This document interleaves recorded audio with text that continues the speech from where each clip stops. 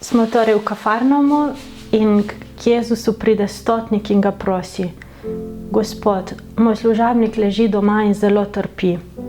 Vidimo torej tega stotnika, ki je prišel k Jezusu, lahko tudi ne bi. On je stotnik, je navajen gospodovati, obvladovati, ukazovati, je navajen držati v rokah in da gre vse tako, kot si je on zamislil. Ampak tle ga srečamo ponižnega, majhnega, prosečega, ker ga ta ljubezen do tega svojega služabnika pelje ven iz sebe, ven iz te samozadostnosti, ki nas tolikokrat dela rigidne, trde, same v odnos, ki ga odprejo, ga naredijo mehkega.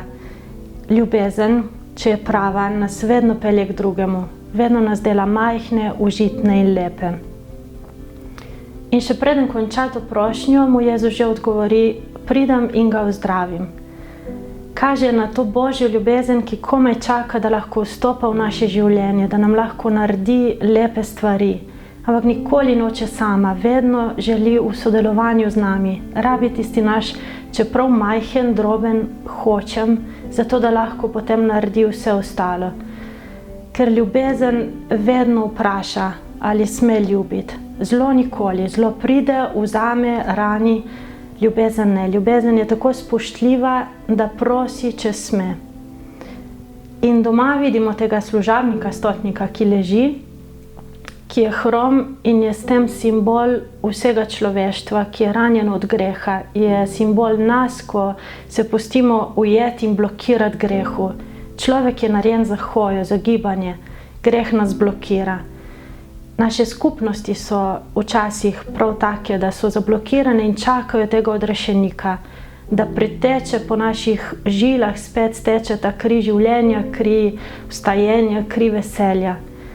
Da bi naša občestva spet lahko postala tiste skupine ljudi, ki so pripravljene dati življenje drug za drugega. To je tista cerkev, ki je privlačna in ki jo tudi čaka svet. Ker tudi ta služabnik je bil zdravljen takrat, ko ga je stotnik pripeljal v eno občestvo ljubečih odnosov, ko ga je svojo ljubeznijo prinesel to ljubezen med očetom in sinom. Tudi mi, ko smo obdani z lepimi odnosi, z ljubečimi, takrat ozdravimo.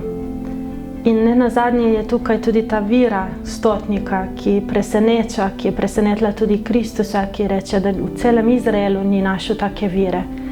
In kolikokrat se zgodi tudi nam, da tam, kjer so sinovi kraljestva in pričakujemo svetlobo, najdemo najtemnejšo temo in jok in škripanje zobmi, od zavisti, od prerekanja, od neodpuščanja. In nekje, kjer ne pričakujemo, srečamo Boga. Je eno srce, ki se odpre, ki se naredi mehko, odprto, da sprejme to besedo, ki hoče delati čudeže, hoče delati lepe stvari. In jaz mislim, da Boga žejo prav po teh srcih, odprtih in verujočih za njegove lepote.